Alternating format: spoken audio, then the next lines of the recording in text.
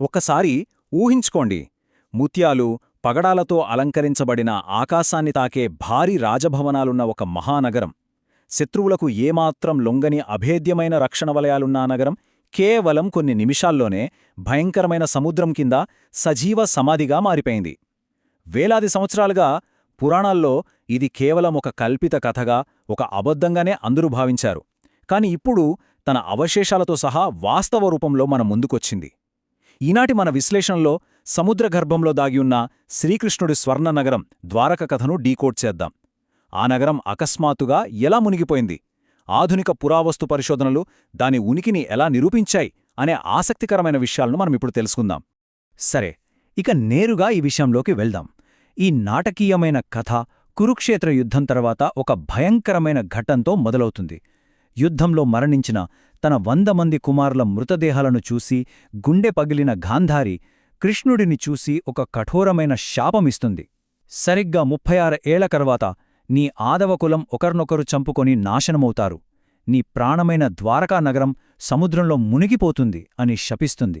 ఆశ్చర్యకరంగా సృష్టిస్థితి లయకారుడైన శ్రీకృష్ణుడు ఆ శాపాన్ని కేవలం చిరునవ్వుతో స్వీకరిస్తాడు.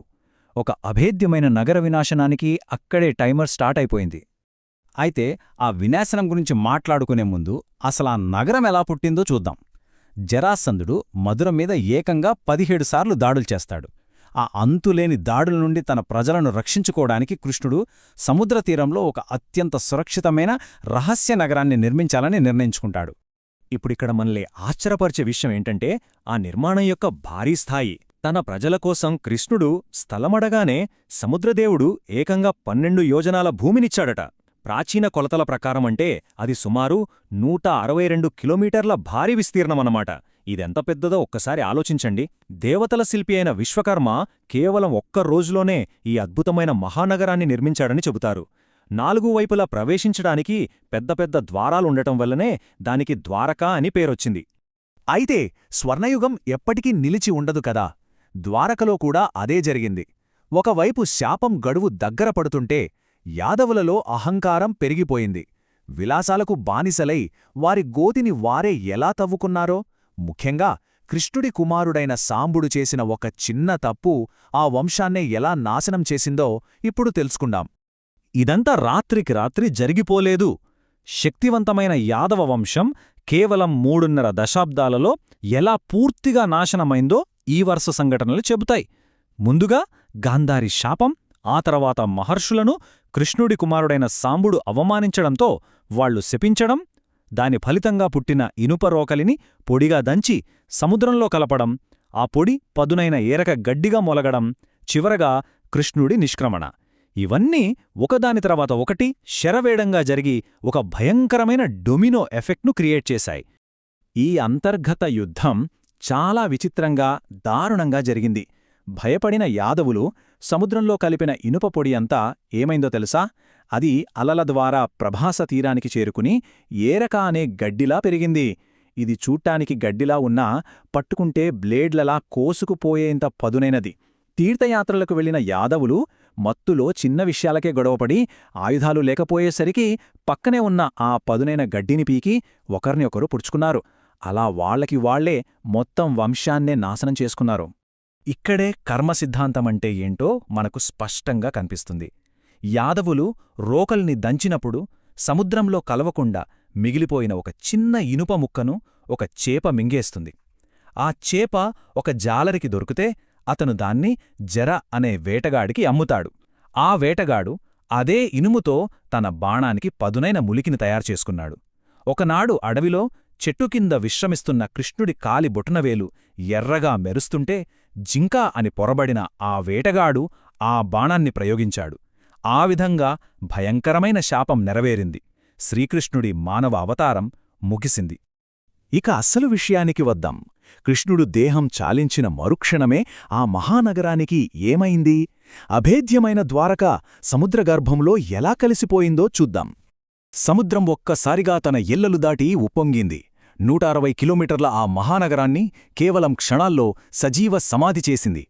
అయితే ఇక్కడ మనందరికీ వచ్చే అసలు ప్రశ్న, ఇదంతా పురాణాల్లోని ఒక కథ మాత్రమేనా? లేదా ఈ పౌరాణిక వర్ణనల వెనుక నిజంగానే ఒక మునిగిపోయిన మహానగరం ఉందా? ఇక్కడితో కథ ముగిసిపోలేదు. అసలైన చారిత్రక అన్వేషణ ఇక్కడే మొదలైంది. మనం నేరుగా 1963 సంవత్సరానికి వెళ్దాం. గుజరాత్ తీరంలో చేపలు పట్టుకుంటున్న సామాన్య జాలర్లకు ఒక విచిత్రమైన అనుభవం ఎదురైంది. అదే ప్రపంచ దృష్టిని ద్వారక వైపు మళ్లేలా చేసింది. ఇది దేన్ని అద్భుతంగా వివరిస్తుందంటే, ప్రాచీన గ్రంథాలలో చెప్పిన మాటలకు భౌతికంగా లభించిన ఆధారాలకు మధ్య ఉన్న డైరెక్ట్ కనెక్షన్ని. ఒకప్పుడు ద్వారక అంటే జస్ట్ ఒక కల్పిత కథ అనుకున్నారు. కాని సముద్రం అడుగున విచిత్రమైన రాళ్ళు జాలర్లకు దొరకగానే సీన్ మొత్తం మారిపోయింది. పురాణాల్లో చెప్పిన అభేద్యమైన భారీ కోటగోడల వర్ణనలకు తగ్గట్టుగానే జాలర్లకు భారీ రాతి యాంకర్లు, అద్భుతమైన ప్రాచీన స్తంభాలు దొరికాయి. సముద్రం అడుగున ఒకప్పుడొక భారీ ఓడరేవు ఉండేదని ఈ తొలి ఆధారాలు స్పష్టం చేశాయి. జాలర్ల కథ విన్న తర్వాత సైన్స్ ఎంట్రీ ఇచ్చింది. ఈ ఆధారాలను శాస్త్రీయంగా నిరూపించడానికి 1979లో నేషనల్ ఇన్స్టిట్యూట్ ఆఫ్ ఓషనోగ్రఫీ వాళ్లు సముద్ర గర్భంలోకి వెళ్లారు. డాక్టర్ ఎస్ఆర్ రావు నాయకత్వంలో ఒక బృందం అత్యాధునిక సోనార్ స్కానర్లతో అరేబియా సముద్రంలోకి వెళ్లినప్పుడు వాళ్లని ఆశ్చర్యపరిచిన అత్యంత ముఖ్యమైన నెంబరిది 550. అవును, నీటి అడుగున ఏకంగా 550 మీటర్ల పొడవైన భారీ రక్షణ కోట గోడలు వారికి స్పష్టంగా కనిపించాయి. శత్రువుల దాడుల నుండి నగరాన్ని రక్షించడానికి అప్పట్లో ఒక పటిష్టమైన రక్షణ వ్యవస్థను ఏర్పాటు చేశాలనడానికి ఈ పొడవైన గోడలు సజీవ సాక్ష్యంగా నిలిచాయి. కేవలం గోడలే కాదు, ప్రస్తుత ద్వారకాధీశ దేవాలయానికి కొద్ది దూరంలోనే సముద్రం అడుగున వారు మరిన్ని అద్భుతాలను కనుగొన్నారు. ఏమాత్రం పగలకుండా ఉన్న మట్టికుండలు, కోట నిర్మాణానికి ఉపయోగించిన చతురస్రాకారపు రాళ్లు, కూలిపోయిన గోడలు, ప్రాచీనకాలపు శిల్పాలు, ఓడలను నిలపడానికి వాడే భారీ రాతి యాంకర్లు, ఇలా ఎన్నో భౌతిక ఆధారాలు లభించాయి. ఇవన్నీ ఒకప్పుడు అక్కడ ఒక గొప్ప నాగరికత వర్ధిల్లిందనడానికి తిరుగులేని సాక్ష్యాలు. ఇప్పుడు మనం ఇంకొక అడుగు ముందుకు వేద్దాం. సముద్రం అడుగున దొరికిన ఈ శిథిలాలకు మహాభారతంలో చెప్పిన ద్వారకకు కనెక్షన్ ఏంటి? దీన్ని నిరూపించడానికి డాక్టర్ రావ్ 4 బలమైన ప్రాతిపదికలను సిద్ధం చేశారు. అవి 1 భౌగోళిక స్థానం, 2 నగర నిర్మాణ శైలి, 3 అకస్మాత్తుగా మునిగిపోవడం, మరియు 4 కాలక్రమం. ఇది చూశారంటే అవి ఎంత పర్ఫెక్ట్గా మ్యాచ్ అవుతున్నాయో మీకే అర్థమవుతుంది. మహాభారతంలో చెప్పినట్లుగానే పశ్చిమ తీరంలో ప్రభాస తీర్థానికి సమీపంలోనే ఈ శిథిలాలు లభించాయి. ఇక స్ట్రక్చర్ అంటారా? పురాణాల్లో వర్ణించిన పటిష్టమైన గోడలు, ఓడరేవు లక్షణాలు ఆధునిక పరిశోధనల్లో అక్షరాలా సరిపోయాయి. అంతేకాదు, సముద్రం క్రమక్రమంగా కాకుండా ఒక సునామీలాంటి ఉత్పాతం వల్ల నగరం అకస్మాత్తుగా మునిగిపోయిందని ఆధారాలు చెబుతున్నాయి. కృష్ణుడు దేహం వదిలిన వెంటనే సముద్రం నగరాన్ని మింగేసిందనే వర్ణనతో ఇది 100% సరిపోలింది. కాబట్టి ఇక్కడ అత్యంత కీలకమైన పాయింట్ ఏంటంటే కార్బన్ డేటింగ్. సముద్రం అడుగున దొరికిన ఆధారాలకు అత్యాధునిక కార్బన్ డేటింగ్ పరీక్షలు నిర్వహించగా అవి కనీసం 3500 ఏళ్ల నాటివని శాస్త్రీయంగా తేలింది. అంటే సుమారుగా క్రీస్తుపూర్వం 1500 నాటికే ఆ ప్రాంతంలో అత్యున్నత సాంకేతికతతో కూడిన ఒక మహానగరముందనమాట. దీన్ని ఇప్పుడు విజ్ఞాన శాస్త్రం కూడా అంగీకరించింది. చరిత్రపరంగా ద్వారకా భౌతికంగా సముద్రంలో కలిసిపోయినా దాని ఆధ్యాత్మిక వారసత్వం మాత్రం నేటికీ సజీవంగానే ఉంది. శ్రీకృష్ణుడి దేహానికి అంత్యక్రియలు నిర్వహించినప్పుడు దహనం కాని అతని హృదయం ఇప్పటికీ పూరీ జగన్నాథస్వామి ఆలయంలో ఒక జ్వాలలా వెలుగుతూనే ఉందని ఒక బలమైన నమ్మకముంది. ప్రతి ఏటా కోట్ల సంఖ్యలో భక్తులక్కడికి వెళ్లడమే ఆ అద్భుతమైన చరిత్రకు సజీవ సాక్ష్యం. నమ్మకం ఒక మార్గాన్ని చూపితే విజ్ఞానశాస్త్రం దానికి సరైన భౌతిక ఆధారాలను అందించి నిరూపించింది. సైన్సు, విశ్వాసం అనేవి ఎప్పటికీ కలవని 2 వేర్వేరు ధృవాలు కావని, అవి చరిత్రను అర్థం చేసుకోడానికి ఉపయోగపడే 2 కళ్ళు అని ఈ అన్వేషణ మనకు నేర్పుతోంది.